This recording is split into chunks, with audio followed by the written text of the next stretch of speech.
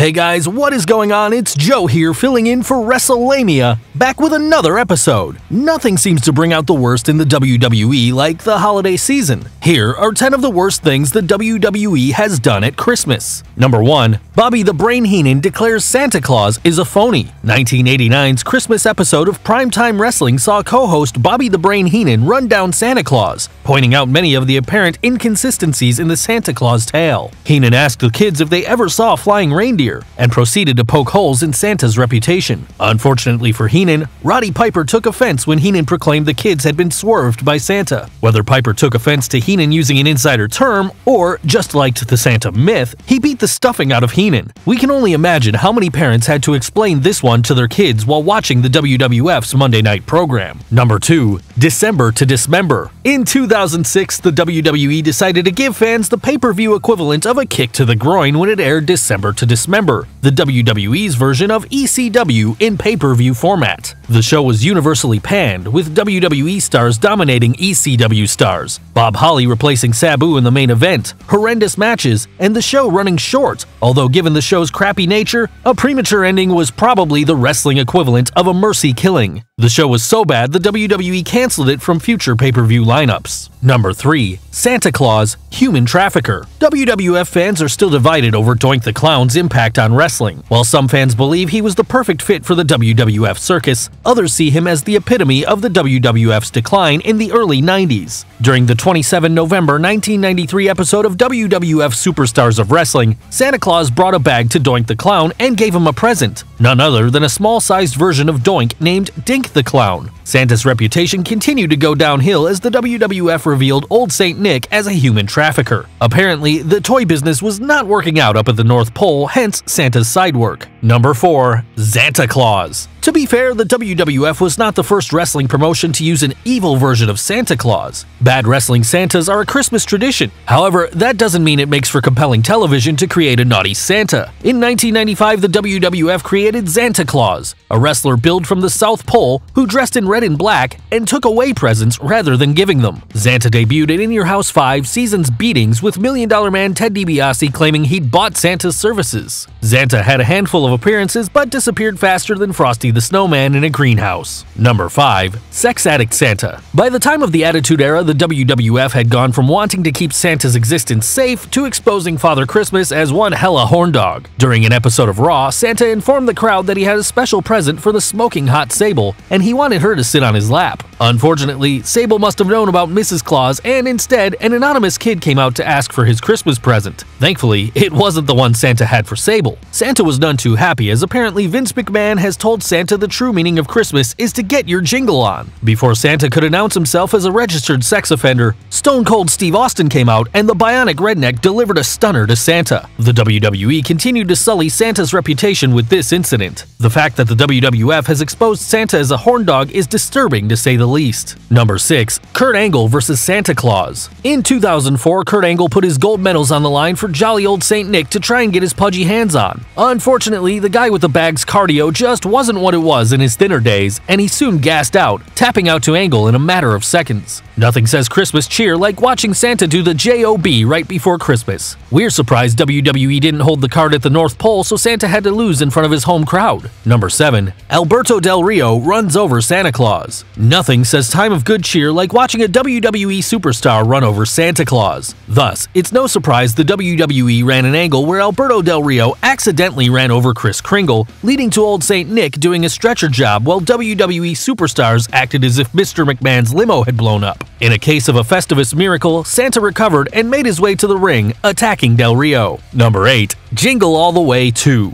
Even if you found some socially redeeming values in Arnold Schwarzenegger's Christmas comedy Jingle All The Way, it's hard to imagine anyone wanting to watch an Arnold-less sequel. Jingle All The Way 2 stars Larry the Cable Guy, and while he's not the worst choice for a direct-to-video feature, his presence certainly doesn't give viewers much hope. Here's what the Internet Movie Database has to say about it. Larry's daughter wants only one thing for Christmas: a talking bear. hair. His daughter's stepdad intends to make sure that Larry can't get one. The film currently holds a rating of 3 out of 10 stars, and Santino Marella's appearance is probably the only reason the WWE financed part of the film. Number 9. Jillian Hall's Christmas album. Wrestling legend has it that Jillian Hall was given her gimmick of being a bad singer oblivious to her lack of talent in order to stick it to Hulk Hogan through his aspiring singer daughter Brooke.